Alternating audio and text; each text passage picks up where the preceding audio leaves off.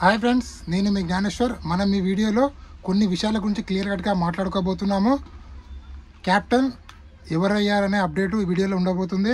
అలాగే ఈరోజు ఫ్యామిలీ వీక్లో ఎవరు రాబోతున్నారనే అప్డేట్ కూడా ఈరోజు ఉండబోతుంది. అలాగే ఎలిమినేషన్ ఎవరు కాబోతున్నారో, అలాగే అన్అఫీషియల్ పోలింగ్ ప్రకారము ఎవరు ఓటింగ్ ఎలా ఉంది, ఎవరు సేఫ్ జోన్లో ఉన్నారో, ఎవరు డేంజర్ జోన్లో ఉన్నారో, ఎవరు ఎలిమినేషన్ దగ్గర ఉన్నది క్లియర్ కట్గా మాట్లాడుకుందాము.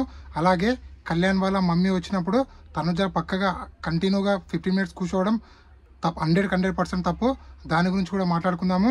అలాగే తనుజ కళ్యాణ్ వాళ్ళ మమ్మీకి శారీ ఇవ్వడము గేమ్లో ప్లానా, దాని గురించి కూడా మాట్లాడుకుందాము. అలాగే కళ్యాణ్ వాళ్ళ మమ్మీ, అలాగే బర్ని వాళ్ళ డాటరు, అలాగే రీతు చౌదరి మమ్మీ ఎలా అనిపించారు అనేది కూడా దాని గురించి కూడా క్లియర్ కట్గా మాట్లాడుకుందాము. ఈరోజు ఫ్యామిలీ వీక్లో లాస్ట్ ఇమాన్యుయల్ వాళ్ళ మమ్మీ రాబోతుంది. సో ఇమాన్యుయల్ వాళ్ళ మమ్మీతో ఫ్యామిలీ వీక్ అనేది కంప్లీట్ అయిపోతుంది. ఎందుకంటే తనుజ సిస్టర్ రావడం జరిగింది, బర్ని డాటరు, దివ్య వాళ్ళ మమ్మీ, ఇమాన్యుయల్ మమ్మీ, కళ్యాణ్ వాళ్ళ మమ్మీ, సంజన వాళ్ళ ఫ్యామిలీ, సుమన్ వాళ్ళ వైఫ్, డెమన్ వాళ్ళ మమ్మీ, రీతు వాళ్ళ మమ్మీ. సో టోటల్గా ఫ్యామిలీ వీక్ అనేది కంప్లీట్ అయిపోతుంది. సో మన ఇమాన్యుయల్ వాళ్ళ మమ్మీ ఈరోజు బిగ్ బాస్ హౌస్లోకి రాబోతుంది. అంటే ఆల్రెడీ నిన్న రావడం జరిగింది. ఈరోజు మనకు లైవ్లో చూపిస్తలో తెలియదు, బట్ ఎపిసోడ్లో అయితే రాబోతుంది.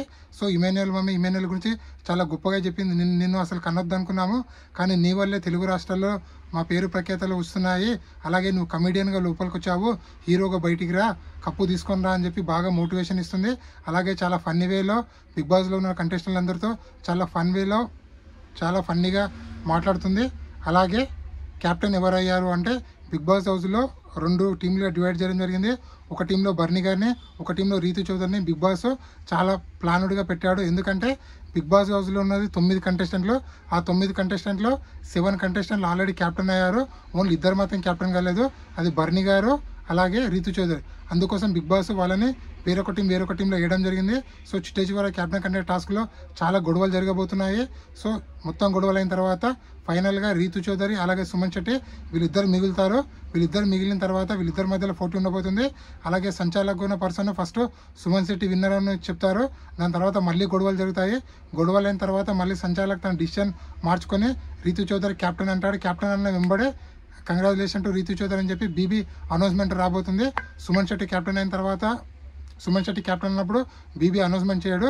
రీతు చౌదరి క్యాప్టెన్ అని ఎప్పుడు అంటాడు, వితిన్ సెకండ్ల మీద BB congratulation to Rithu Chowdary నువ్వు క్యాప్టెన్ అయ్యావని చెప్పి చెప్పడం జరుగుతుంది.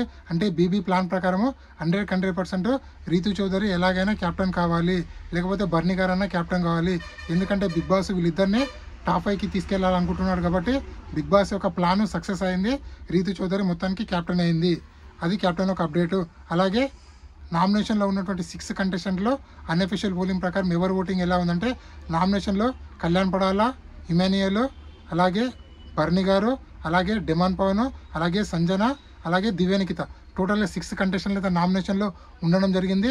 ఈ 6 కంటెస్టెంట్లో కళ్యాణ్ పడాల ఓటింగ్ అనేది 35%లో కొనసాగుతుంది.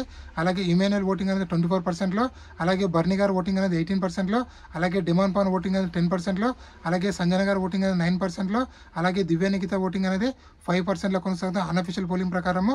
ఈ అన్అఫీషియల్ పోలింగ్ ప్రకారము ఎవరు సేఫ్ జోన్లో ఉన్నారంటే కళ్యాణ్ పడాల, అలాగే ఇమాన్యుయల్, అలాగే బర్ని గారు, వీళ్ళు ముగ్గురు అయితే సేఫ్ జోన్లో ఉన్నారు. కళ్యాణ్ పడాల ఓటింగ్ అయితే రాకెట్ కన్నా వేగంతో కొనసాగుతుంది. ఏ అన్అఫీషియల్ పోలింగ్ చూసినా కూడా కళ్యాణ్ పడాల అయితే టాప్లో కొనసాగుతుండో.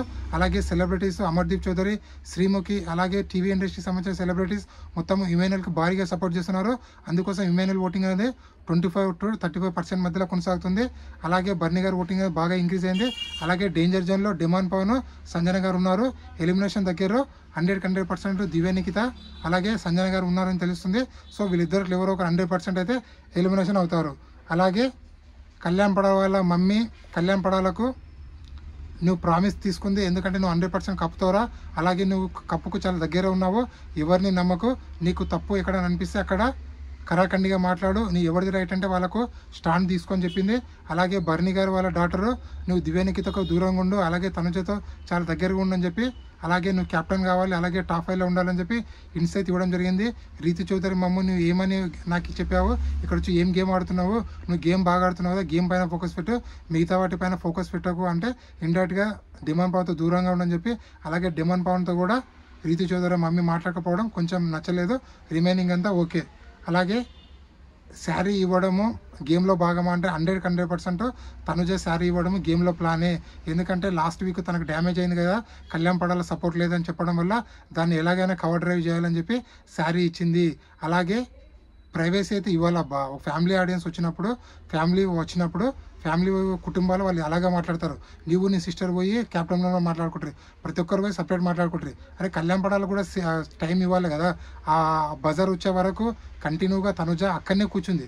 అరే వాళ్ళు పర్సనల్ ఏదైనా మాట్లాడుకుంటారు, మినిమం కామన్ సెన్స్ లేకపోతే ఇలాగా తనుజ కావాలని అలా కూర్చుందని నాకైతే అనిపించింది. మీకేమనిపించింది అని కింద కామెంట్ పెట్టండి.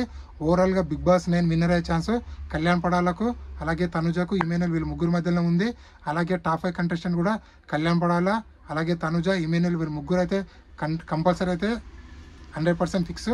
మిగతా కంటెస్టెంట్లు ఎవరు వస్తారనేది కింద కామెంట్ పెట్టండి. అలాగే వీడియో నచ్చినట్లయితే లైక్ చేయండి, షేర్ చేయండి, సబ్స్క్రైబ్ చేసుకోండి. అలాగే నాకు ఒక ఇన్స్టాగ్రామ్ ఐడి ఉంది, ఆ ఇన్స్టా ఐడిని కూడా ఫాలో అవ్వండి. జ్ఞానేశ్వర్ బీబీ రివ్యూస్ ఉంటుంది. ఇన్స్టా ఐడిని ఫాలో అవ్వడం వల్ల బిగ్ బాస్ 9 సంబంధించిన ప్రతి ఒక్క అప్డేట్ అనేది 24/7 నేను ఇన్స్టా స్టోరీ రూపంలో పెడుతుంటాను. దయచేసి మీరు సపోర్ట్ చేస్తారని మనసారి కోరుకుంటూ నేను మీ జ్ఞానేశ్వర్.